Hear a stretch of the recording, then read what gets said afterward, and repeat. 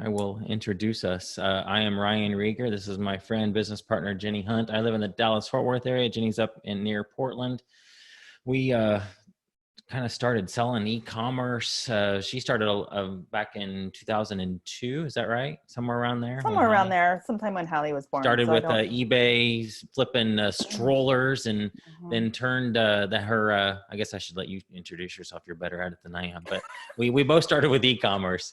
We then partnered up together to create a course for Amazon sellers called Private Label, the easy way, teaching people how to create a brand of their own on Amazon.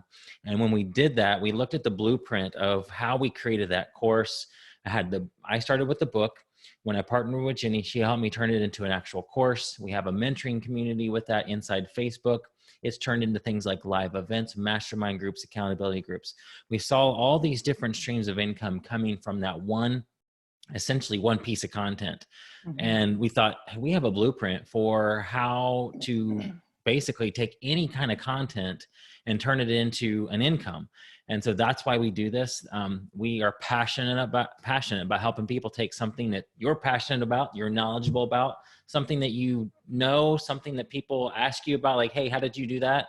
That thing. We want to help you take that thing and turn it into something that it creates income for you. So we're excited to get into this tonight. We're going to talk about monetizing that passion.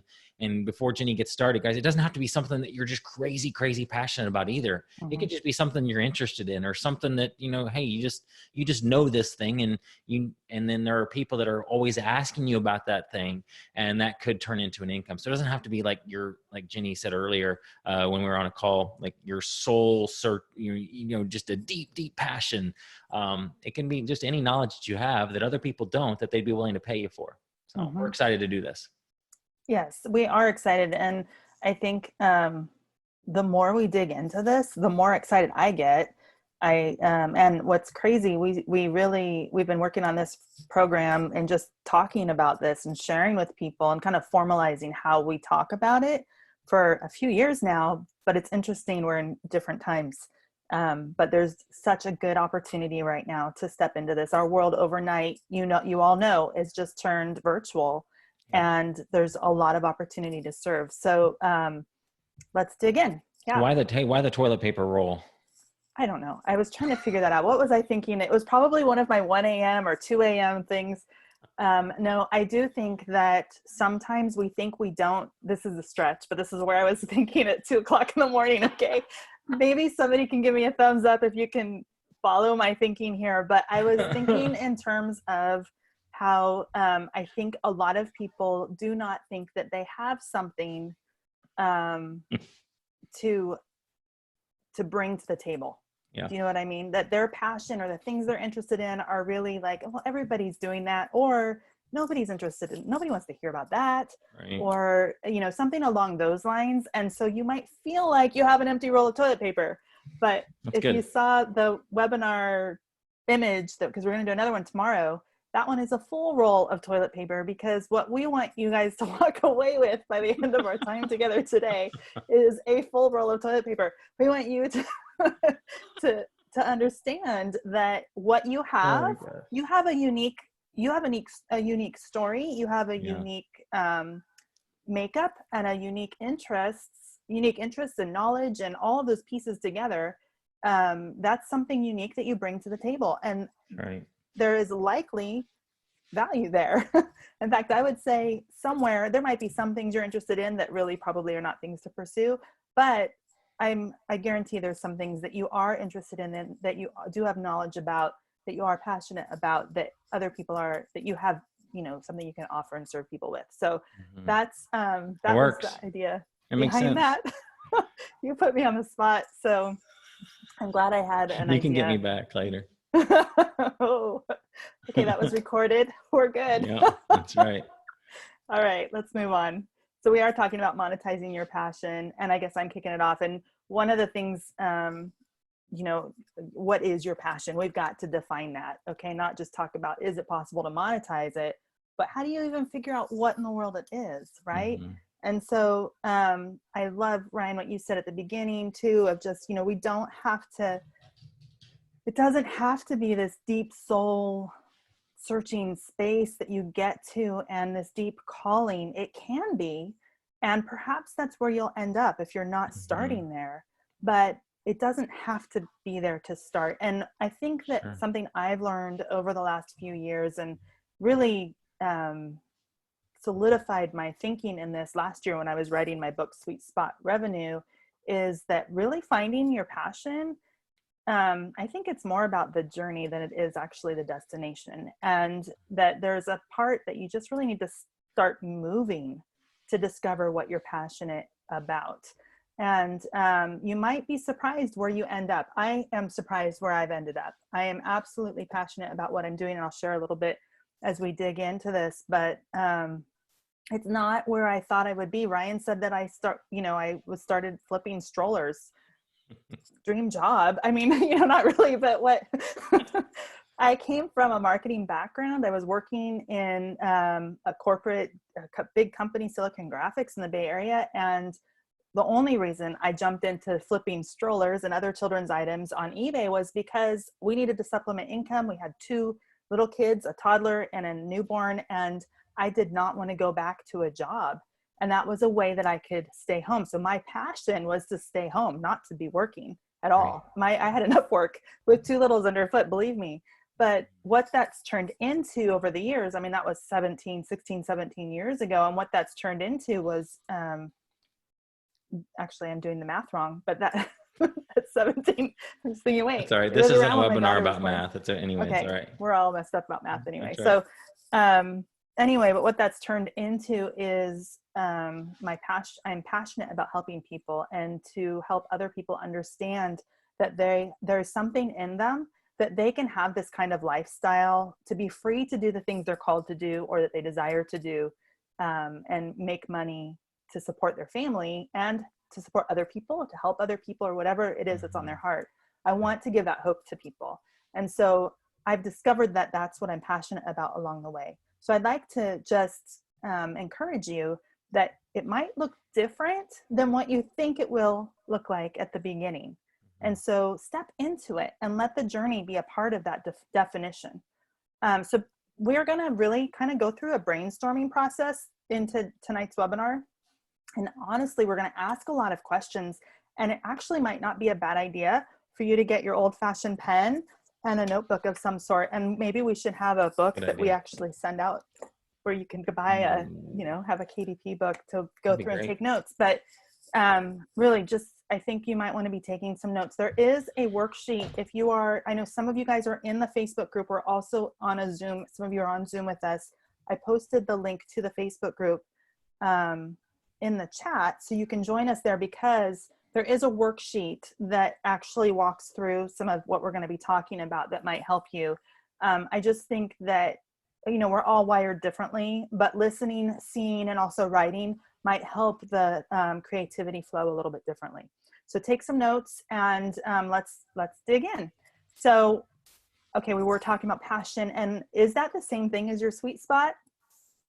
How would you answer that, Ryan? I say sweet spot, I think of like candy or something. Okay, well.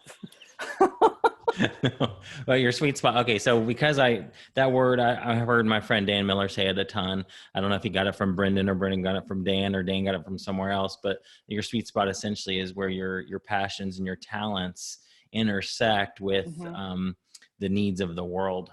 And that where you might love a certain topic or subject, but there's no way to turn that into a stream of income. But most things you can actually. We probably could brainstorm most ideas and find a way for somebody to monetize that weird niche that they think they have or that they're interested in. But your sweet spot essentially is just where your passions, your talents, and then the needs of the world come together.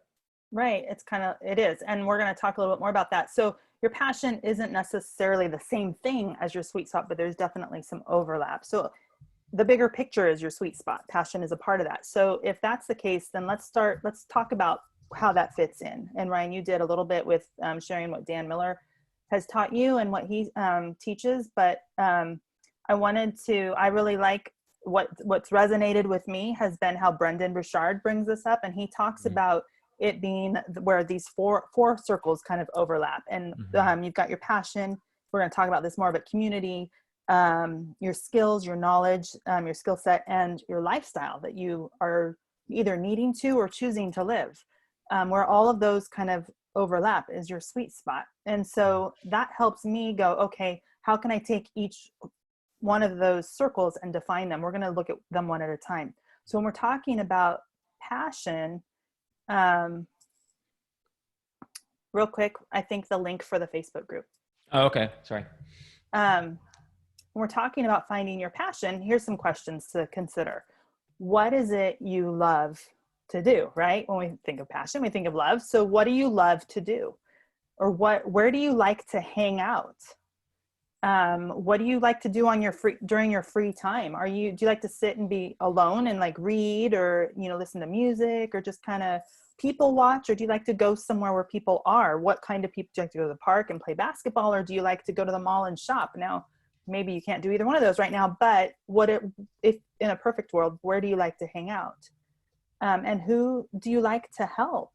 I think we all are wired to desire to help people, but we are drawn to certain types of people based on our own skill set. And might not even be, or our own interests. We might not even realize that we tend to move towards those people to help them. We just, I can do that. And we step in and meet a need. So who is it that you like to help? And what could you talk about for forever with no notes? Like, that's a big one. And that for a while, I'm like, I don't know. Like, I was thinking it had to be something academic. I don't know, something like that, that it had to be bigger than. Yeah, it doesn't have to be something that's going to like just revolutionize somebody's life. Like, I have a guy that he's going to be on my podcast next week, and he loves paper airplanes. He's just helping people be entertained, and that's his passion. Right. And awesome. Nobody would say that he's changing their life. I mean, maybe you could, by entertaining them or making them have fun, that is life-changing. Okay, I'll give you that. But like, it's not something like you help people lose weight or get over smoking or something really big. It doesn't have to be something like huge, guys. It could just be something that you just love this. There are other people that love it, and they're going to pay you for it. Right. Exactly. And that takes a lot of pressure off. So when you think about what is it you really enjoy doing? Do you enjoy baking? Could you talk about baking and like your favorite recipes? Or maybe you enjoy making bread, well, can you talk about that? I mean, it can be that simple. It, like Ryan was saying, the airplanes, paper airplanes, or, is there something you collect, anything that you are interested about, anything. Okay. So when we talk about passion, just take that. It does not have to be something really deep, because not that the other things, not that it's lighter and less important. There's a need for all of it. We need those lighter things too. If everything was really heavy and deep, that would be a different kind of world than what we're living in. And we need those lighter things as part of our world too. They're just as essential as the other things. Sure.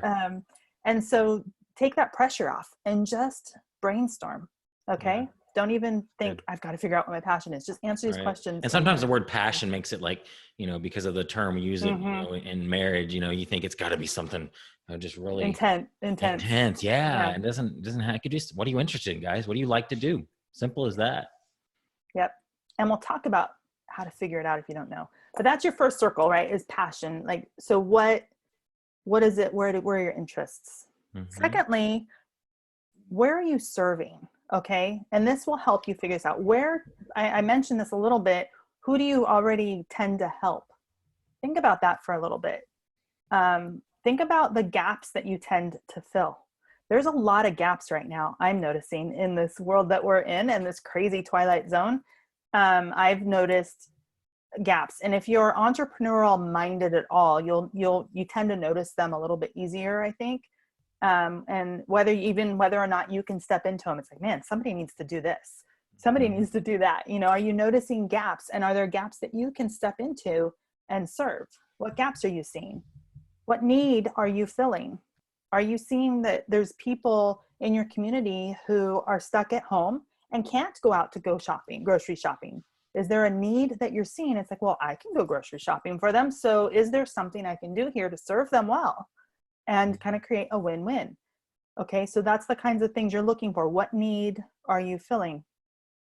And I know there's only 2 questions there, but just take some time to just And Jenny, like with you, with think your, through. you said this earlier, but like with your, strollers, it wasn't like, oh my goodness, I love strollers, I just love serving moms. You just needed to make money, and you saw an opportunity because you bought one, and you didn't need it anymore, right? You sold the one you had. That's what you were Right, doing. And so then you you flipped it on eBay. Not, you probably were just trying to get rid of it. It wasn't like, I'm going to turn this into a business. You kind of stumbled right, upon that, and then that just opened up the door for you to become, the giant in this e-commerce world with all the stuff you've done. So it wasn't like you were passionate about strollers. That was your lowest hanging fruit that got you started. right. And my need was to my own family at that time, at Exactly. that And that's point that I okay. saw. Yeah, Totally fine. right. And yes, absolutely. Okay. So you have your passion is one circle. Where are you seeing gaps? What need can you fill? Okay, that's your other circle, second circle.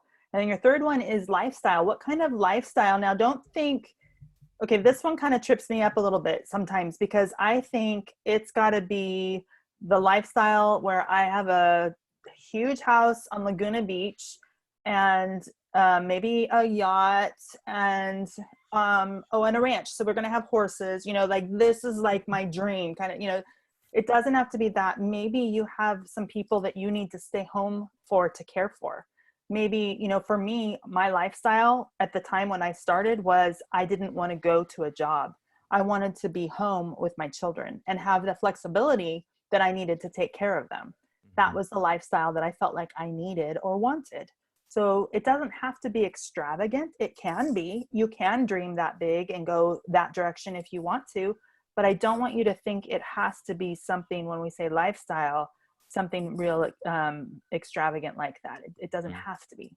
It can be simple. And it could be really more, this is the lifestyle I need to be having right now. Maybe you have aging parents that you need to be able to take care of, or a spouse, family member, somebody that you need to be home for.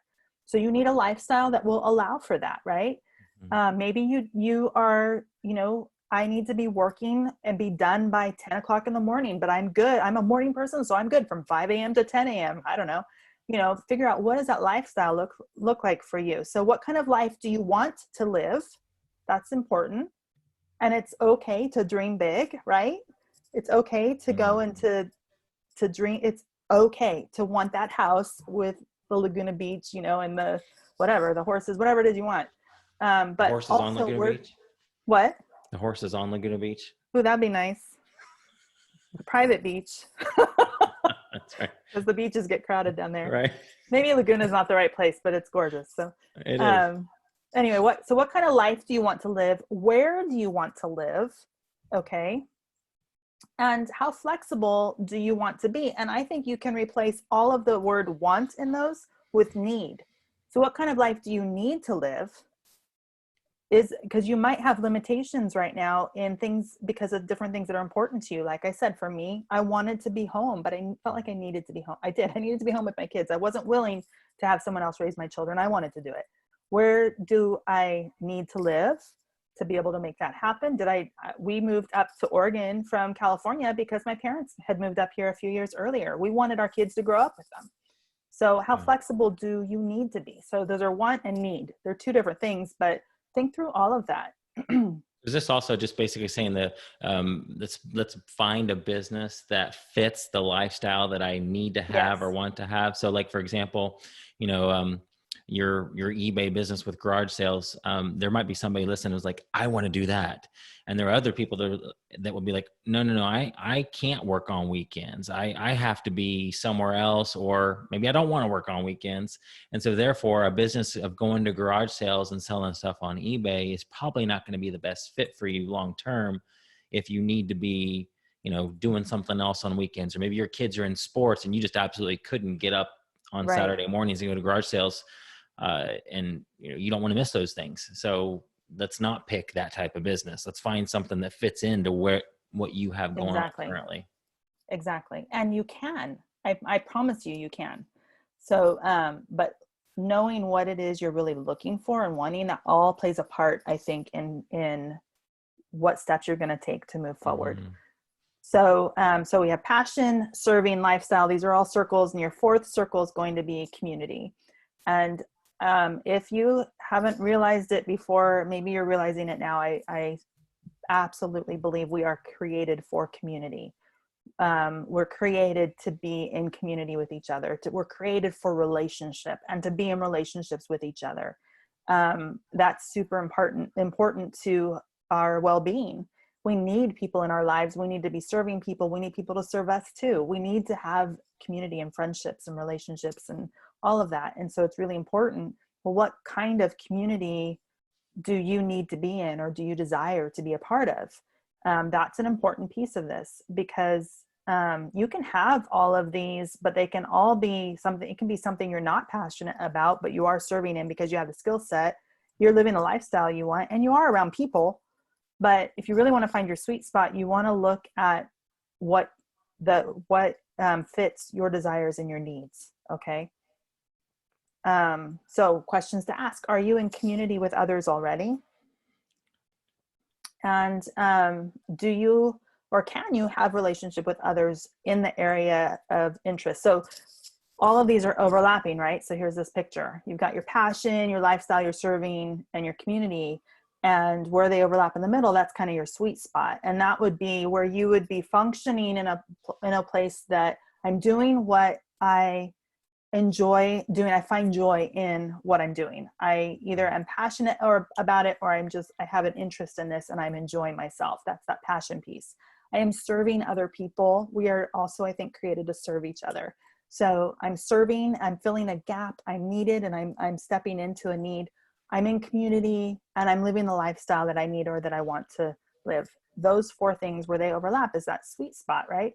And so keeping that in mind as you're discovering and defining what direction do I want to go in, I think is really helpful, that we at least take a minute to explore those areas. Okay. Don't get stuck here, because a lot of it, like we said at the beginning, will be defined as you start moving. And if you get stuck here, you won't ever move, and then you won't be, you won't be anywhere. So to move forward, don't get stuck here. Visit it, hang out, think about it a little bit, and then move on. And we're going to continue, because what happens if I don't know what I'm passionate about or what I'm interested in? I don't know. And I don't know if, is there a gap? I just don't see it. And, okay, I think I know what kind of lifestyle like that would be nice if I could stay home, work my own hours, and define all of that myself. Is that really possible? I don't know. And, shoot, what if I don't want to be around people, or I don't know what if I can't find people? Right. What do I do? I don't know what to do. Okay. It's okay. It's okay. Because like I said at the beginning, a lot of these pieces will come together as you journey. I promise. Yes. I promise. And so I just think I wish I had the bigger picture at the beginning of my journey, but at the same time, I don't know. I wish I had it, but I don't think I would change the way that I've gotten to where I'm at now. So, and thinking of this, this goes along, I don't know who said this, but you don't find your passion, you build it. That requires action, right? It's not something you go find, you build it. You get to design something around you, and around how you're uniquely created, and around your gifts and your skills and all of that. So we're going to, if you don't know what to do, really the two places to start is in exploring. We want to encourage you guys to explore, is you start serving in community. Those two kind of overlap. So you find places to serve in community. We're going to talk more about this, but, and kind of wrapped up in this, we're going to dig into, okay, what if you don't know even with that? You can explore your low-hanging fruit, and Ryan's going to dig into this a little bit. Yeah. So this is just like, guys, what's right in front of you. So Jenny, your example of the flipping the strollers, what happened after that? Because you found out pretty quickly. Tell me real quick about your eBay story, and then how it turned into your membership site, because that was a low-hanging fruit opportunity for you. It totally was. Okay. So I was, I found a stroller. I had just had my second child. It was a double stroller, and it was not really working for us. And so I thought, I'll sell it on this site that I've never really done much. I've heard a little bit about it. It's kind of new, eBay. And so I listed it, and I had bought it at a garage sale for $15. I flipped it for over 100. And I thought, I bet I could do this again, because I was garage selling quite a bit because kids grow very fast. And we were on a very tight budget. And that was how I was providing clothes and everything that we needed for our kids. And so I went again, and I found the same stroller. It was actually in better condition for $15 again. And I flipped it again for over $100. And that was like light bulb, like, okay, I can do this. And not just with strollers. Yeah. I'm doing this enough going to garage sales. It was a kind of a fun outing for my kids and I too. And so, I was going enough that I knew what I was finding regularly over and over again. And so I thought I bet I could do this more. And so I started selling, but I didn't really know what I was doing. I responded to a Craigslist ad that I found. This lady she was a power seller and had done very well, but she didn't want to do all of the grunt work, is what I'm going to call it. You know what it is. All of the, she just wanted to do the shopping. She just wanted to do the fun part and drop the stuff off and have somebody else do the listing, take the pictures, package everything up, iron it, figure out what's going to be sold with what, and bring it to the post office. At the time, that's what you did, and send it off. And so I'm like, please teach me. I am new, but I really want to learn. And so we partnered and we split profits 50-50. Every week she would come with at least 20 of those huge black garbage bags full of children. It wasn't just children's. It was mostly clothes. There was some children's gear in there, but mostly clothing. And okay, it's in a garbage bag. It all had to be ironed. It was awful. Oh my gosh. I had a 3-year-old and an infant.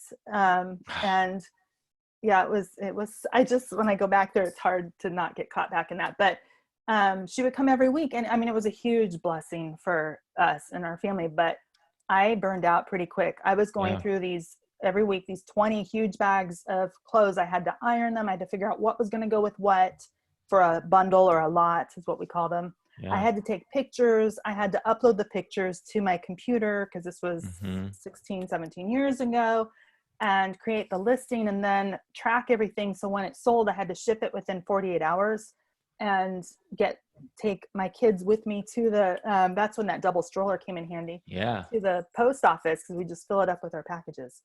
I burned out. And so I was like, there's got to be another way. So I stumbled on Jim Cockrum's book, Silent Sales Machine. Hiding on eBay was the name of it. Actually, I had that last part too. And that just got my wheels turning. And one of the things I knew how to do was find items at garage sales and flip them. I knew how to list well because I was trained really well by this lady. And so I realized I can help other people, and decided to write a book about how to flip items in garage sales. Reached out to an author of a book that was the same book I really wanted to write, and she invited me to a mastermind group. And from there, it was a group of about 4 or 5 women. They all had read Jim's book within the year prior and had built up an email list. I was the newbie to the group, and I decided to start a membership site where I was going to share what I knew. I was going to give a list once a week, and it wasn't even a site, guys. This was just through email. So people would subscribe and pay monthly through email, and I would send them every Wednesday night. I would send them a list of at least 25, somewhere between 25 and 50 things to look for at garage sales. And I would give data to support why they were good and how much to expect to pay. And sometimes I'd have pictures of them. I'd have sample auctions and things like that. And I sold that for $1.99 a month. And once I opened that up, I had 500 people subscribed overnight to my newsletter, which took me 2 hours a week to write, to research. So that was close to what I was making doing the eBay. It was, I was able to grow that, but it was such a difference in the amount of time I was putting in. Right. But I'm not sure where you want me to go with that. No, I was going with that perfectly because you were, that was a low hanging fruit. You found something that was valuable knowledge. You knew how to find things at garage sales and flip them. You knew what value they had, what to buy things for. And so you knew that those same things would be at garage sales all over the country. So it was almost like, hey, look out for this. So guys, the point is, it was just something that she knew, some knowledge that she had. And so think about where are you already? So one way to explore, there's so many different ways to explore like what your passion could be, or what we call your low hanging fruit. If you're not sure what you're passionate about, like we say this term low hanging fruit, like what's right in front of you that you could start pretty quickly. And one way to think about this, or what questions to ask yourself, is where are you already hanging out? So a lot of you are probably on Facebook already. What groups are you a part of? What just go into your Facebook groups. You'll probably be shocked at the number of groups that you're in. There are probably some groups that aren't active anymore that you could probably get rid of. But just look into those groups. Where are you hanging out online? Maybe we always joke about this Instapot recipe group that's on Facebook that has 200,000 plus people in it. It's crazy that No, people it all just has hanging out. almost 2 million. It's almost Let me 2 million. just, Sorry, yeah. 2 million. 2 million people talking about Instapot recipes.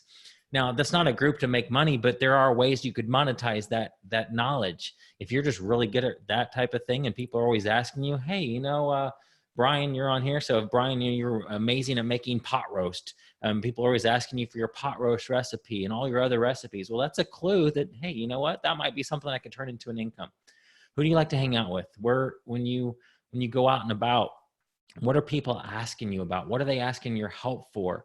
What interests you have in common with those folks? These are just questions to start getting you thinking, like, what could I make money from? What's the knowledge that I have that could turn into something that people would pay me for? The other thing I like to ask is just ask people. What is, I say that, and I learned this from Brian Dixon, is we can't read our own label. And so it's so much easier sometimes just to say, hey, you know what, Jenny, what do you think I am good at? And because she might tell me things that I were like, oh, that really? You think that that's something special? Because guys, we so overlook the things that we're good at because we don't think it's so special because we're good at it. It comes natural for us. That right there is probably the very thing that you could turn into an income, or one of the very things of many maybe. But just simply think, what do people ask when they private message you or send you a text or call you up? What is the thing that they're saying? Hey, help me with this, or hey, I need your advice on this. What is that thing? That could very well be your low hanging fruit. Absolutely. I wanted to just comment on one thing that you said about the Instant Pot group, and you went to I forget how you said it, but you were talking, and totally agree. If you're somebody who's in there and you have a really good recipe and people are asking you all the time, that might be the direction to go. But I was going to say, if you're in an Instant Pot group and it's a very active group, that's a key right there, that people are interested in Instant Pot recipes. Whether it's you have a roast beef one or any other kind of thing, there are 2 million people, and there's more than one group like this, okay, that are interested in Instant Pot recipes. There is a way to serve those people. If you listen to them enough in that group and you start hearing what it is they want to know, there's a way to serve those people and to monetize that so that it's a win-win. There's also another group that one shocked me, and the other one that has shocked me the most is, and there's more than one of these as well. It also had a huge amount of people in it. I can't remember how many, but it was a do-it-yourself craft group for what it's called, but it's basically finding things at the dollar store and turning them into crafts. Wow. So if that's the type of group that you find yourself in, if it's an active group, that is, maybe that's something of interest. Pay attention to those groups that are active and have a lot of people in them. There's something there. And if you're interested in that, then clearly other people are as well. And you probably have something to bring to the table. Absolutely. Good stuff. All right. So we like to think there's so many different people that this whole process that we teach applies to. And one of them is authors. And Jenny and I have both written a book, and it's so easy for an author to say, okay, I did that. What do I do with it now? You write a book, you go through that hard process of getting it out, and like, well, now what do I do with it? Maybe it's not selling, or, you find out pretty quickly that having your own book doesn't mean that you're getting rich. It just is essentially what Jim Cockrum calls your business card. It's a way to add credibility to yourself, to your business. And we love to help authors figure out how to take that same exact content, turn it into things like a book or a course, maybe a podcast, a video series, a Facebook community, mastermind events. There's so much you can do besides just after you've written that book. And you should, if you're wanting to monetize it, if you want to turn it into something more than authors, there's so much opportunity there.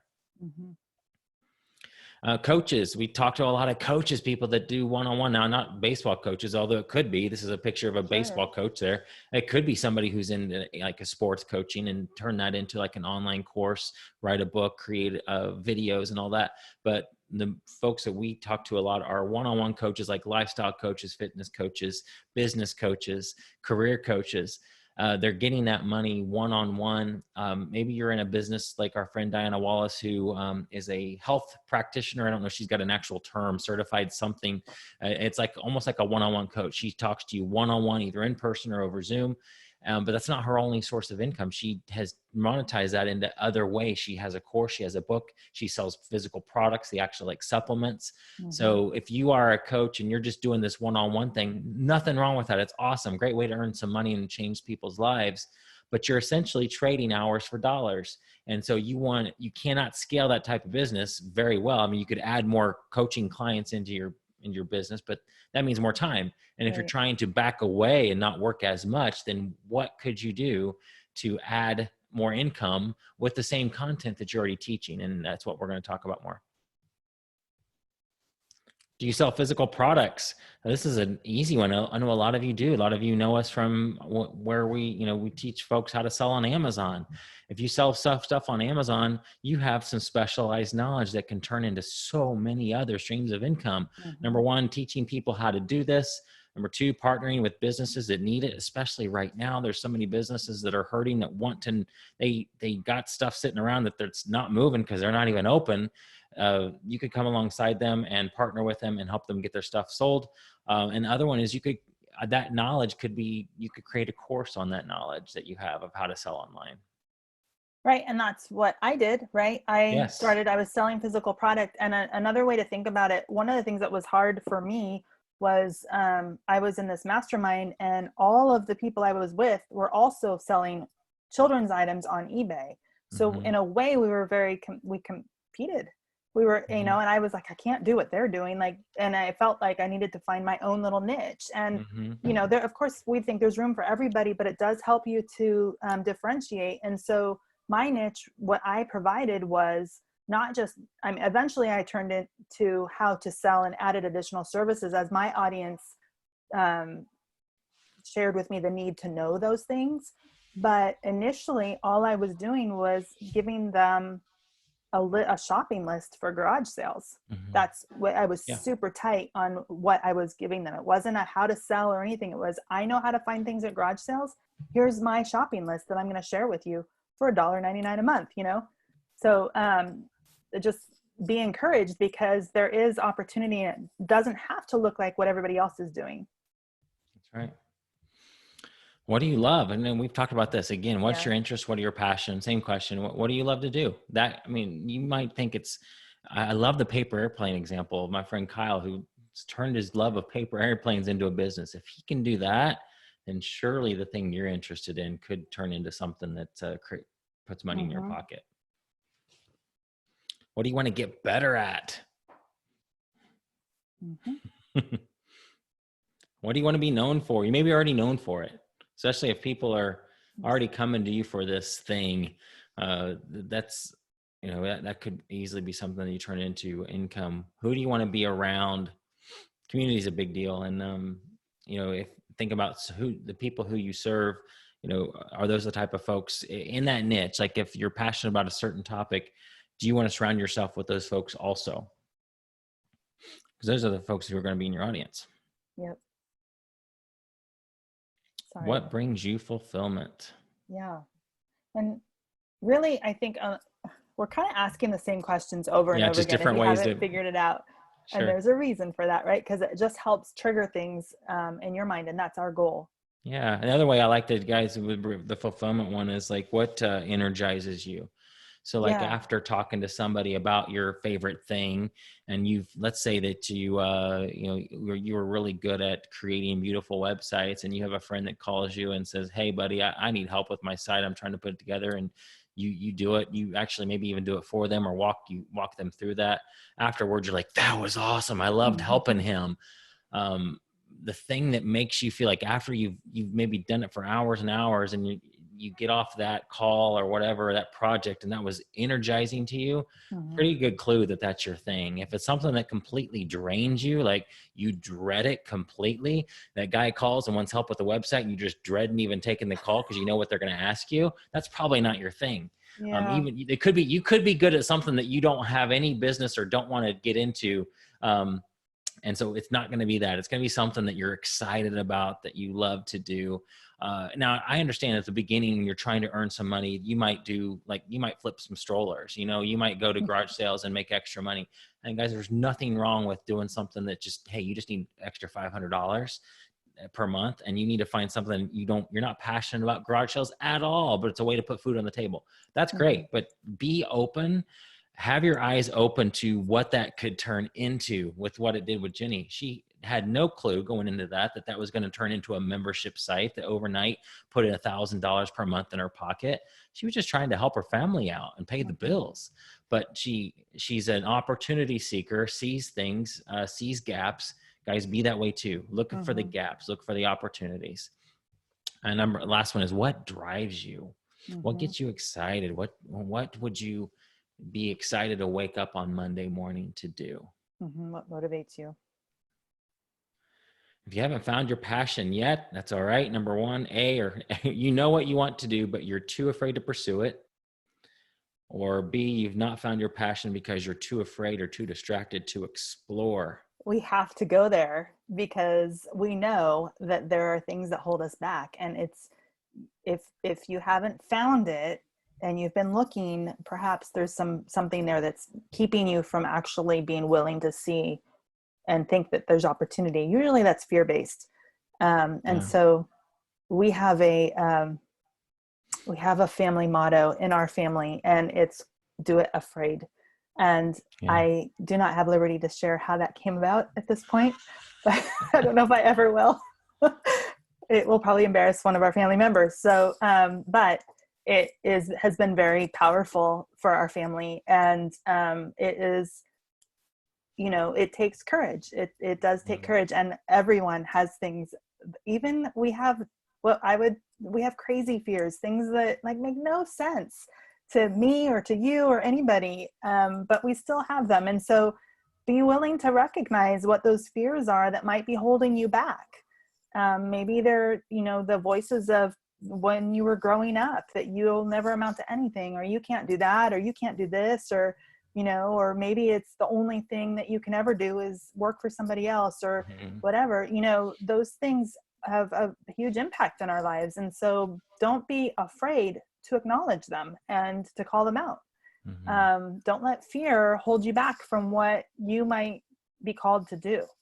And don't be afraid to explore that. And we want to encourage you to explore that and be willing to step in. You guys are asking some really good questions that I'd love to hit maybe at the end. We'll make sure we get to them. So keep asking. We're seeing them. So then the next question is how we just threw a ton of questions at you, actually. So let's do one more. Just wanting to get you to brainstorm. Remember, there's a worksheet in the Facebook group that can help you walk through. It just brings these questions up again to help you kind of brainstorm it out. When I was moving from selling physical product to the membership site and selling information, it took me a long time of just chewing and thinking through, what is it that I can do that's related to what I'm doing, that gives me the lifestyle that I want, where I need to be home, that where all of these things that meets our needs. And what knowledge do I have? What would I enjoy doing? It took me a while chewing on that before I got to the point, a couple months, I should say. I'm not going to say it wasn't years. It wasn't a couple days. It wasn't like, oh, I know what I'll do. It took a couple months of really thinking through these same types of questions. And, and I did that membership site for years. It served our family well for years. And from that is a whole nother story that I'm not going to get into right now, but more opportunity showed itself. And part of that we're going to get into. But so how do you monetize your passion? If you serve them, they will come. Okay. It's that field of dreams. In fact, I think, who is it? somebody's doing a big ad campaign right now, and it's, if you build it, they will come. And I've actually commented multiple times on that because I don't necessarily agree with that. I'm going to challenge that and say, if you serve them, they will come. When you start serving people. So one of the questions in here, actually, where is it? Ryan Robinson said, you mentioned that if you know how to sell online, we could create a course. I know I could do this, but how do I find the people? Is it just trying to find those Facebook groups? So we talked about the Facebook groups, but you get involved there and you start serving with an eye for opportunity and listening to what are people complaining about? What do people need? What are the pain points? What are people asking about all the time? Where am I answering questions all the time? Like, what question am I answering over and over and over again? How can you step in and start serving in that group? Opportunity will start to make itself aware to you. You will see opportunity and people will start seeking you out to help them. And this is part of what we dig into in other areas in our program, but this is really important. So it's important to, how do you monetize? You start serving. With my group, I started serving, I had 500 people overnight in a mailing list that was a paid membership. And that year, at the end of the year, I think that came out in the spring, and in like November, maybe might have been October, I got an email from somebody and they said, okay, you're teaching us how to sell used children's items, but how do you sell new toys on eBay? And I'm like, I have no idea. I had only sold used things, but I knew how to find out. So I went and, I knew how to sell on eBay. I just needed to, I knew how to research and how to figure out what was selling. I just needed to do the other side of it and find, how do you know what toys are going to be available? And then how do you discover that information? So from answering that email, I sent a huge long response. And I realized, you know what? Other people have this question. I know they're going to have this question too. And so I turned that into a short report, sold it for $7 to my list. Okay. The next year I was planning for it then, instead of it being a reaction to a question, I knew that need was going to come up. And I created a program called the Holiday Toy Guide and did that for over 10 years. And that opportunity was never something that was in my sights. It was because I listened to my audience. It was just simply, I was serving them. They let me know what it was that they needed. And from there, that's how you know really what course to create, what, whether you need to even create a course, you know, what types of things do you need to do to serve them well. And so listening and paying attention in those groups is step one. And not just listening and paying attention, but commenting, answering people's questions when you know the answer, and freely answering without with a attitude and a heart and a mindset of serving, not the mindset of I want to make money from you. You know? Yeah, Ryan, it comes down to, and I know you, so we could chat offline too. It comes down to who's your audience and where are they hanging out online. And so Facebook groups is a big one. And so also, who are the gatekeepers of that audience, of those audiences? Who do you know that has an email list of the people that you're looking to try to serve? You can partner with them. And there's all kinds of people in this space, you know, Jenny and I included, not that we have huge lists, but decent lists. And we make a living off of serving Amazon sellers and have. So yeah, you have a ton of knowledge that you can help people with for sure.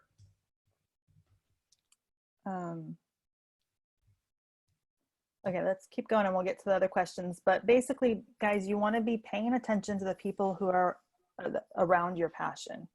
Get involved in Facebook. Not everyone is on Facebook, but a lot of people are. And you will be shocked how many groups there are on Facebook. And just look at how many groups you're involved in. If you're active at all on Facebook, I guarantee you're probably in a few groups. Pay attention to those. Look at the groups that are suggested to you from Facebook and see how many people are in there. Look at the groups with a different lens and start looking at, how can I serve in this group? Is this something I'm interested in really digging deeper into? Could there be opportunity here? Let's get in and serve and find out. So we kind of have this model of, you know, you serve and engage with people, and then there will be opportunity for growth. And we dig deeper into this, but we wanted to really just share this model with you guys to get you thinking about, there is so much opportunity out there, especially right now. Everyone is online. Everyone is online. We are forced to be online. And so you know, I think we're going to kind of be going up and down a little bit, where this huge wave of everybody online, I think people might burn out a little bit of being online all the time. And so it might pull back a little bit, but it's not going anywhere. The internet's not going anywhere. This is the time really to be able to serve well using the online world and the tools that we have available to us. So we want you guys to feel empowered around your passion and around what your interests are and what you're knowledgeable about, and how you're uniquely created and how you can serve from that. We want you to feel empowered to step into that and to understand that there is huge opportunity to do that. A huge opportunity. One of the things that we've done is, and if you're new to this group, in the Facebook group, was it 2 weeks ago, we like to do these hot seat calls every once in a while. We've done it 3-4 times. Mm-hmm. Yep. And this last one we did a couple weeks ago was with Jason Smith, is his last name. Yes, I'm like, that's right. This sounded wrong for a second, but we had a great time with him, and he was sharing what the direction he's thinking about going, and we just brainstormed with him.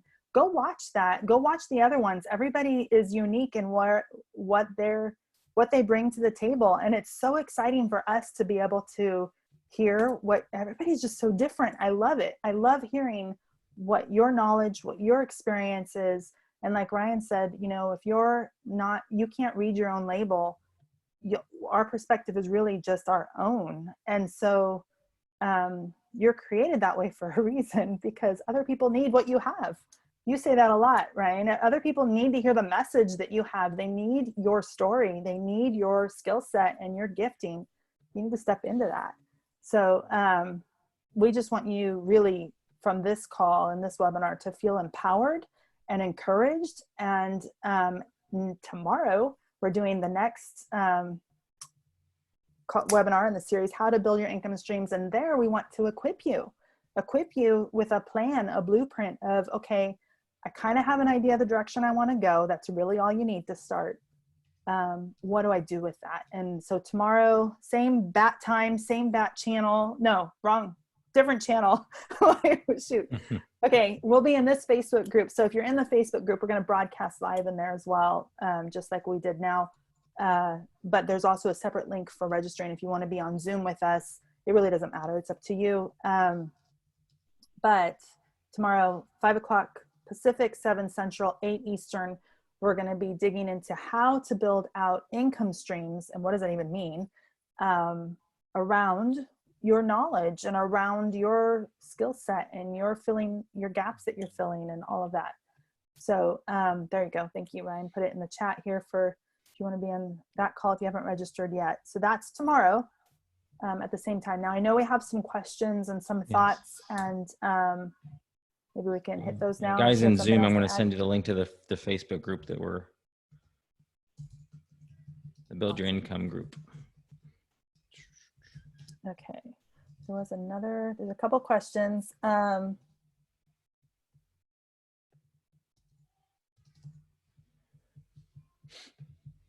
Yep, Michael, you nailed it right there. Just saying, you said, I love to solve problems from a 30,000 foot view. That's really good to know about yourself. Like, it took me a long time to realize I really don't want to get into the details as much.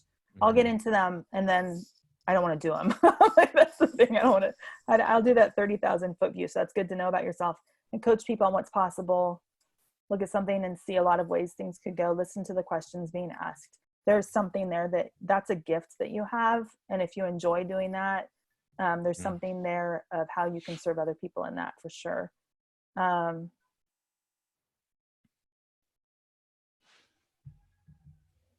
There's a Slack channel question. I'll let you answer that one. Oh yeah. I'm not a big fan of Slack, but probably because I don't understand the people who love Slack. They love it. I know. And so I've never caught on to it, Michael. So I wouldn't say I'm the best person to ask that. It's just because I've used it for a conference before. Well, one project I was involved, we used Slack, and I just could not make the switch over to it. So yeah, but I've heard that people use it that love it. They just think it's the best tool ever. Yeah. I in the same boat. So I couldn't get into it either. I think for me at the time it was, I've got my brain full of all these other things. Too many tools. Yeah, too many tools for me. But but that doesn't mean it's not valuable. Exactly. And there's not a place for that, because there are people who Yeah. absolutely love it, just like there's people who love Facebook, you know, Yeah. to connect or whatever. So, all right, what questions do we have in the Q&A? Should probably read it out loud for the Facebook folks. Yeah. Okay. So Janie asks, my primary business I'm working on is designing and selling wallpaper and fabric. I'm also an interior designer and planning on using elements of that as my lead magnet to sell wallpaper and fabric. Could I use a PDF interior design tips? I'm not sure. I think there's a typo there, for to sell each week or 2 weeks or monthly as a membership for $2 or $3 a month? Possibly. What I would do, Janie, is start, I mean, who are you going to sell that to? So think about, I would find your people in a group, and that'd be fun to get on a hot seat with you. But find your people in a Facebook group, people who are interested in you know, remodeling their home, redesigning, changing their decor out. Find those groups. I know that they're there on Facebook, and just start serving, and people will seek you out. You'll start to see really where those needs are from those people, and if that is something they would even be interested in. So one of the things, this way of using Facebook groups really hit home for me when a while back, I don't know when it was, like early last year maybe, I had joined a group and it had about 300,000 people in it, and it was women entrepreneurs, and those are my people. Entrepreneurs are my people, right? So I was just in there hanging around, and then like the first day I was in, I don't even think I introduced myself in the group yet. I wasn't really posting much. I had just joined, but somebody had asked something about self-publishing or something along those lines. And I have a course that I teach with my daughter about how to use KDP, which is Amazon's self-publishing platform. So I answered and I said, you know what? I love KDP, and here's why, and here's how to do it. Go, you know, it doesn't cost you anything. And I gave her all of these tips, and I actually said, I do have a course, because I wanted to give credibility to my authority on the topic, but I wasn't self-promoting anything. I wasn't sharing anything like that. I actually gave her a lot of information that we share in the course, knowing that most people have to hear things 7 times before that it even sticks. But she would be, you know, recognize that, oh, there's something here. And so from that one comment, I had like 30, 40, 50 tons, a lot of messages coming from that group of other people who had seen my comment asking me, hey, can you tell me more about KDP? I've heard about it. I don't know much about it. How do I get started? What can I do? And since they had messaged me outside of the group, I could then invite them to a course I had. But just getting involved and starting to serve, I started to see, wow, there is even a bigger need than I realized of people and in business, you know, to understand the opportunity that's out there with KDP. Same thing. You go in and you start answering questions, people are going to respond to that, and you're going to get some answers as to what will help and what won't. I don't know if that makes. She says that's what I plan on doing on Facebook, getting involved. Awesome. And yep. And over on Facebook, Ambika has a question. I'll read it out to you. How do you move out of benevolence and into profit within the same passion or calling? And then a little bit later says, answering my own question, I would think there would need to be a separate audience built up through these steps. I don't know that needs to be a separate audience. And now, Ambika, I know you, but I don't know your niche. But so, Jenny, let's take an example of one maybe that you would think that a lot of people could. I mean, I guess anything you could end up like giving away to people for free. Well, if you're a photographer, let's say, you know, or anything, if you like know, I can give you an example of, I don't know if I want to give that example, but there's somebody that I know who signed up for a course, and they, it was teaching a new skill, and they spent a lot of money for this program. And, I don't think they had to spend the money for the program, but they decided that's what they wanted to do. Awesome.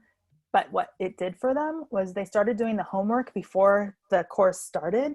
And they were telling me about this, and they said, I went back and I thought, you know what? I paid a lot of money for this, so I'm going to do the work.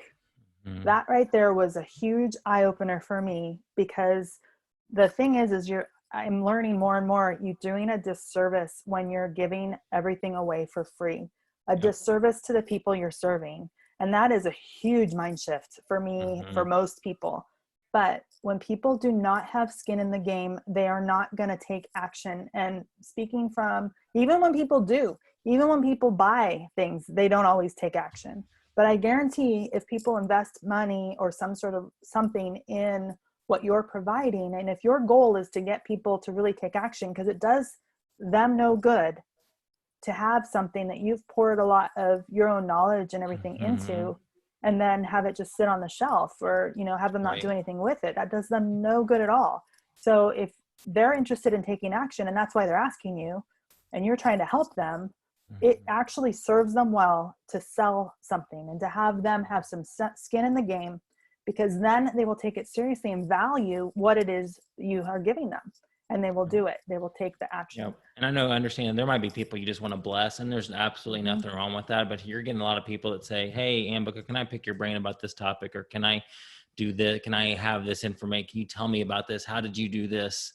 That's where a lead magnet could come in. You could give away your free ebook, your free tip sheet. What Jim Cockrum a lot of times will say, hey, read this. Here's my book for free. You can just have it. I want to bless you.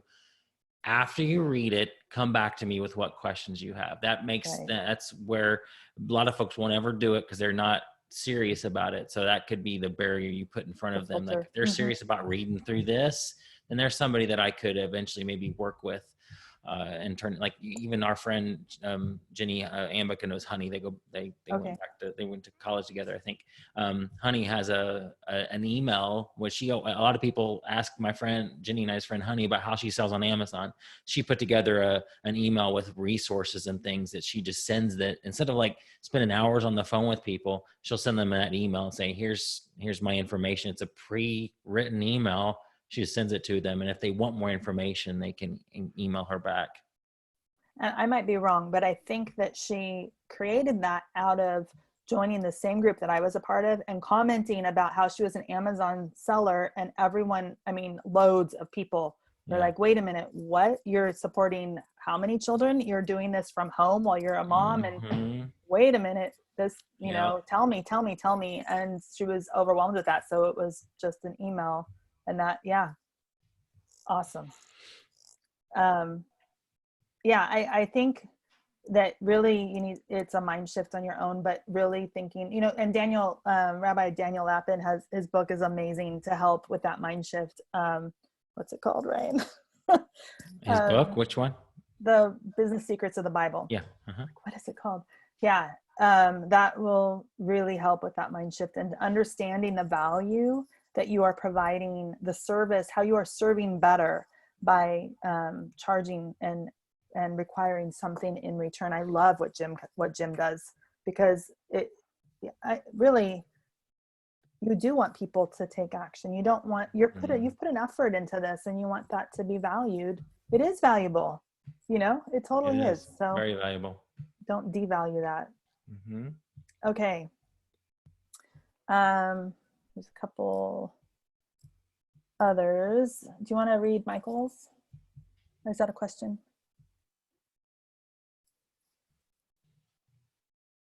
I don't think that's a question, though. Okay, sorry. Just a comment. Okay, Adrian has a question. I love being out in nature and working with children. I want the freedom to be outdoors in the warm weather and getting children outdoors, but I can't seem to monetize it. I tried setting up a virtual camp. No one enrolled. I can't do an in-person gathering right now because of the quarantine. Any ideas? Where do you live? I'm curious. He's the one in Indiana. Thank you. Okay. So, I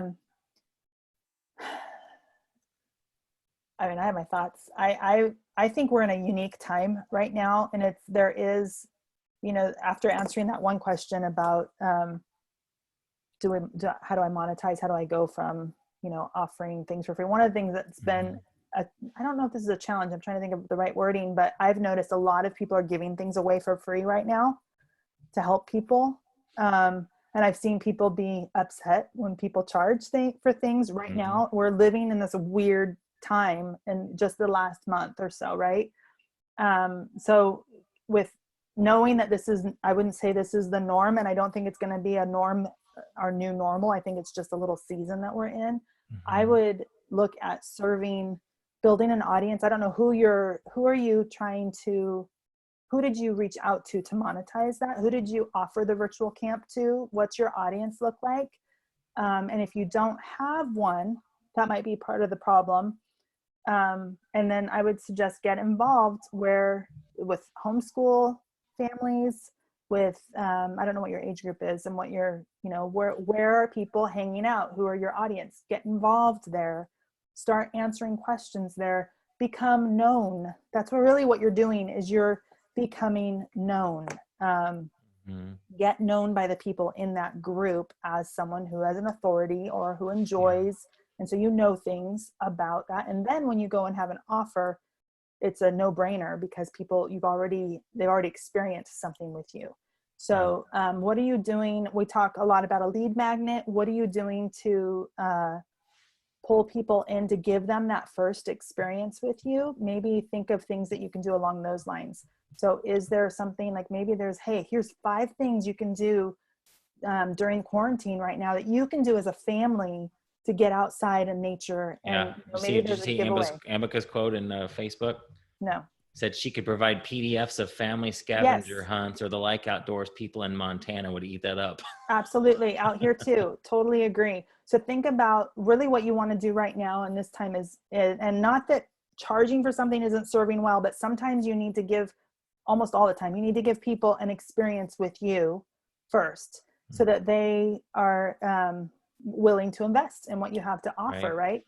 So what does that look like? And you could even actually have an email list where every day or every week you're going to give, here's activities you can do for the week or every month. And it's a calendar that just has, I see this on Pinterest all the time. If you want to look for some inspiration, it's just a calendar Mm. sheet and it has, for May, and every day has a little picture or something, or, something fun to do, something different to do. So, Yeah, it's about I, building relationships, guys, and it's none of this. yes. No, a lot of times this isn't like super fast building. I'll be honest with you; these are things that might take some time to make happen. That's why, if some of you are thinking, "Gosh, should I do this or this?" and you're trying to decide, you might want to go after the thing that provides you the quickest income with the least amount of work first. Like if you're having to decide, some of these things are a slower build. If you've been, okay, Adrian, I know I've met you once, but let's say, for example, that you were a teacher very well known in the Anderson area, it would be easier. Or you had a reputation already for, working with kids. That's going to be a whole lot easier than starting from scratch. If you're starting from scratch, then it's going to be about building those relationships. Who are those people?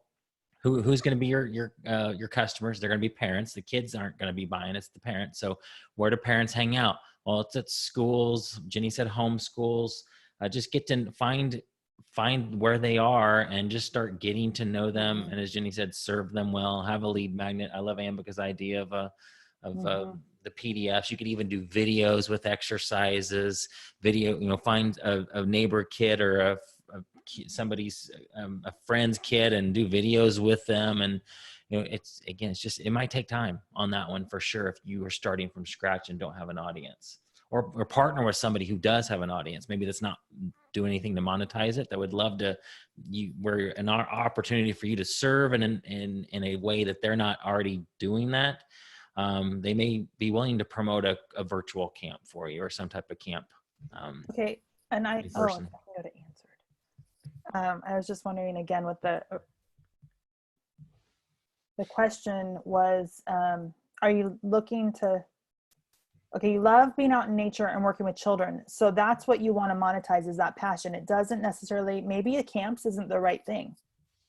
Maybe a day camp, maybe a virtual, maybe that's just not hitting either. You don't, what is it Brett always says, is it a traffic problem or a conversion problem? So Mm-hmm. do you have traffic? Do you have an audience that you're actually promoting that to? And is that the right audience, or is it the right product? Are you actually serving them with the needs that they have? Those are the questions to ask. So I hear your passion being out in nature and working with children. So you're trying to figure out, where do those two clash? well, or come together, maybe is a better word than clash, right? Right, right. So if you're giving out tips, I mean, just another way to monetize, it doesn't have to, it can take a long time, but it doesn't have to take a long time Sure. if you're set up. And actually, we're working on a program to help you guys walk through this process and get results quickly. But if you are, maybe you're giving out, like maybe you have a scavenger hunt and you have a calendar. Well, maybe that turns into a kit that you're selling, Yeah. and it's actually a physical product. Maybe Sure. you're teaching how to use a pocket knife to carve, and make a cool handle on a walking stick that you pick up while you're on a hike, so maybe that's just a simple thing. You have a video or whatever, but you have a pocket knife that you have private labeled or that you're reselling or something like that to help. And that's where you're monetizing it. So there's lots of ways to monetize. I like the outdoor, a day camp or, something along those lines. I think that's awesome. But maybe you're either not hitting your audience right, or you don't have you need to go find those people who are interested in that. But I think it's easier to go find the people and find what they're interested in and then serve them that, rather than go, okay, I want to do a camp, I'm going to go find my people. That's harder, in my opinion, to try to convince people that they need to come to my camp than to go to the people and ask what they really need and serve them well by filling those gaps. Okay. Michael, it is a question, Ryan. My group is dads 50 plus with kids looking for side income. Do you have a group already? To full business veterans are a plus. Okay, so there's some typos there. I'm not sure, Michael. And work where you want. Old school side hustle thoughts. Sounds Well, like your audience is dads that are over 50. And you're looking for a wide range of where they are in their season of life, but a wide range of side hustles. Do you already have an existing group? Or is that where you want to build something around that for that audience? That would be helpful to know, but I'll let you respond. I'll send you the link, Michael, you probably already have it, but I created this as my side hustle download, because I thought there might be people that right now needing just to make some extra money quick. And I know I talk a lot about selling online, but some people are needing, even faster than selling on Amazon. So this is a link to my side hustle down. This only took me a few hours to put this together. You could put it together, a lead magnet like this, which is just like a list of side hustle ideas. It's a free download that you get to build an email list. And then you send people to maybe, I don't know if you have a course that you want to sell them on, or you just want to become known as the side hustle guy. A way to monetize that would potentially be, you could have a course just about, hey, how to do a side hustle. Maybe you get affiliate income off of certain offers. Maybe, what else? Let's see. Well, I would ask, it's still not clear to me if you already have a group like that or if you're wanting to build it. So again, you could come up with all these ideas, but if you don't have people already that you're working with, then that might be kind of a difficult. He's wanting to build it. Okay. So if you're wanting to build it, then you start getting involved. Where are those people now? And start sharing your ideas with that demographic. So find groups where those dads are hanging out. Right. Groups for, like, Ryan, you have a dad's group that you're in, right? And it might be for younger dads, but so you want to find, for the group, the customer avatar, those people, go find where they're hanging out and start just answering questions there. Look for those types of posts and get engaged with those people. Now, you might want to go ahead and have a Facebook page already set up, so that when people come to you, they're, and you're maybe posting ideas on a Facebook page, they can find you. That's a little bit beyond the scope of this particular webinar, but, having a plan, okay, I'm going to answer questions. You can either have an email like Honey has, where you just, okay, I have this, this is the response typed out. I'm going to somehow use this as a template to the people that ask me for more information. But the place to start is to go find those people and start serving there. I would think Facebook would be where they would be hanging out. One possible way to monetize that, Michael, would be even one-on-one coaching. There could be people that are like, hey, I need that accountability. But a course would work too. I mean, typically you're taking people through a course. It's like one strategy. Not like a whole bunch of them, but I guess you could. I don't know, I have to think through that a little bit more, whether you could have a whole That'd be a good site. hot seat too. That would be a great hot seat. Yeah. So, okay. So I think Michael, I think you're in the Facebook group. There's 2 posts where we've asked, hey, you want to be in the hot seat? Comment on those. We should just have a regular one post where everybody can comment, and because we'll go through that and we'll randomly do hot seats, and that would be a fun thing to do. We can also do a private hot seat with anybody. I don't remember the link to that, but that's also beyond what we're talking about right here. But if you're interested in that, we can post that in the group hot seat.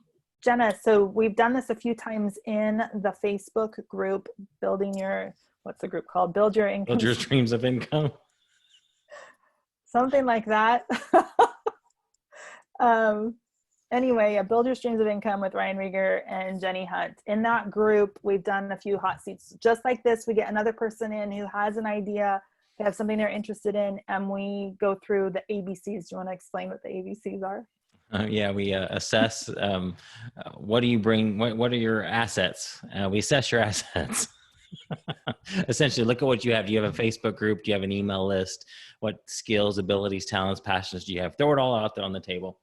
And then we do the brainstorm process. That's the fun part, where we think, here's what you could do, Jenna, with everything that what are you trying to do? What are you trying to accomplish? What do you have to help accomplish that? Any relationships that you have?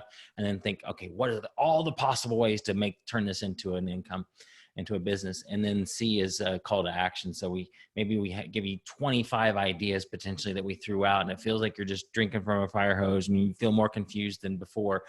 The C is where we think, okay, let's really dial this down. What are the 2 or 3 things that you should really focus on right now?